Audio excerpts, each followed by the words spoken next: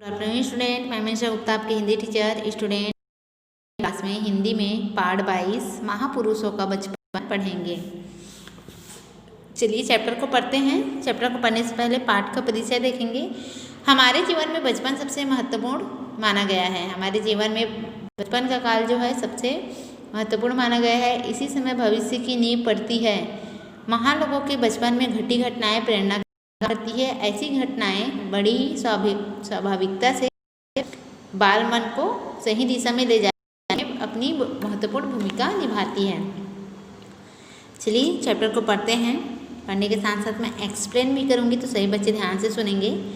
तो हमारे चैप्टर 22 का पहला प्रसंग है। पहला प्रसंग को हम पढ़ने जा रहे हैं, सभी ध्यान से सुनेंगे। शाहजी अपने आश्रयदाता बीजापुर के सुल्तान के दरबार में जाने की तैयारी कर रहे थे। शाहजी अपने आश्रयदाता, आश्रय देने वाले के पास जाने की तैयारी कर रहे थे। उनके मन में विचार आया, क्यों न शिवा को भी आज अपने साथ ले चलूं। आखिर उसे भी तो एक न एक दिन इसी दरबार में नौकरी करनी है। दरबार के नियम कायदों का ज्ञान भी उसे होगा। उन्होंने आवाज़ लगाई, मुझे भी आज मेरे साथ दरबार चलना है, जल्दी तैयार हो जाओ। शिवा के पिताजी ने शिवा को आवाज़ लगाई कि तुम्हें भी आज दरबार चलना है और तुम भी तैयार हो जाओ।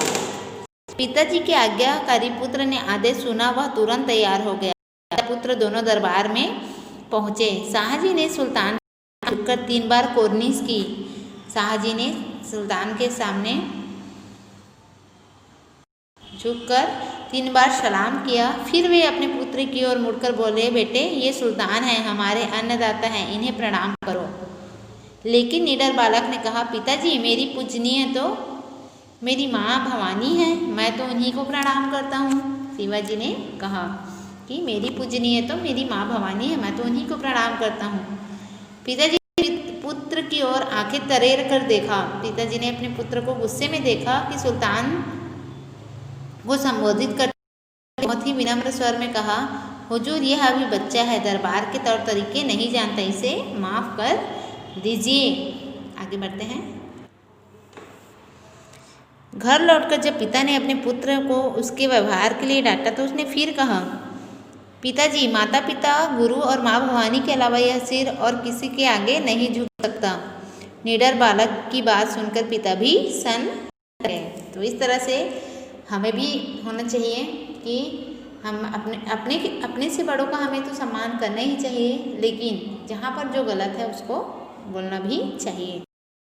प्रश्न देखते हैं।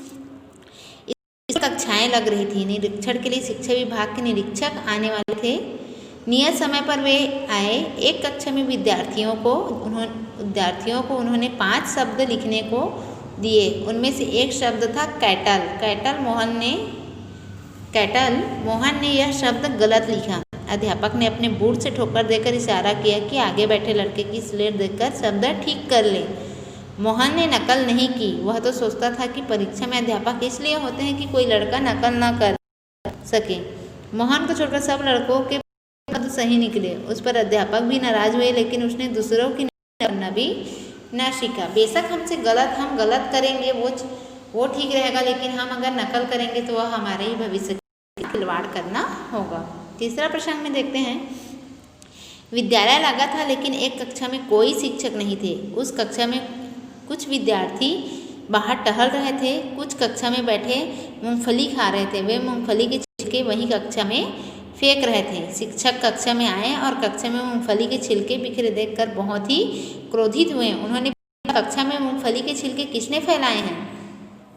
किसी विद्यार्थी ने कोई जवाब नहीं दिया। जब शिक्षक ने पूछा कि कक्षा में मूंगफली के छिलके किसने फैलाए हैं, तो किसी भी बच्चे ने कोई भी जवाब नहीं दिया। अब शिक्षक के हाथ में बेंत लेकर कहा, अगर सच नहीं बताया तो सबको मार पड़ेगी। वे एक छात्र के पास पहुंचे, उसे बोले, मूंगफली के छिलके किसने फेंके? तब वह छात्र बोला, जी मुझे नहीं मालूम। छात्र ने उत्तर दिया। सटाक 2 बेत उसके हाथ में पड़े। छात्र तिलमिलाकर रह गया। शिक्षक दूसरे, तीसरे, चौथे के पास पहुँचे। सभी ने प्रश्न किया। सभी का उत्तर था, मुझे नहीं मालूम। सबके हाथों पर छटाक की आवाज़ हुई। अब शिक्षक 5वें छात्र के पास पहुँचे। उसे भी वही प्रश्न किया। उत्तर दिया, श्रीमान जी, न मैंने मूंगफली खाई न छिलके फेंके। मैं दूसरों की चुगली नहीं करता, इसलिए नाम भी नहीं बताऊंगा। मैंने कोई अपराध नहीं किया है, इसलिए मैं मार भी नहीं खाऊंगा। आगे बढ़ते हैं। तब शिक्षक छात्र को लेकर प्रधानाध्यापक के पास पहुंच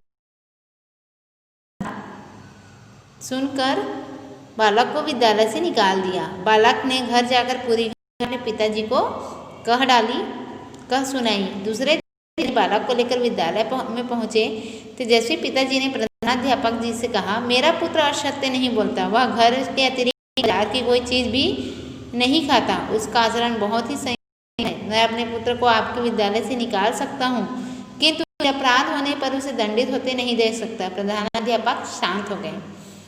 यही बालक आगे चलकर लोकमान्य तिलक के नाम से प्रसिद्ध हुए। उन्होंने नारा दिया था, स्वतंत्रता मेरा जन्म सिद्ध अधिकार है, मैं उसे लेकर ही रहूँगा। तो इस प्रकार से जो हमारा बचपन था, यह बचपन है, उस पर हम अच्छे बुरे का ज्ञान सीखते हैं। कहाँ पर हमें क्या बोलना चाहिए, कहाँ पर रुकना चाहिए, ये सब सीखते हैं। और हमें हमेशा बचपन से सत्य बोलते रहेंगे तो आगे चलकर हम सत्य करेंगे, झूठ का सहारा बिल्कुल भी नहीं लेंगे।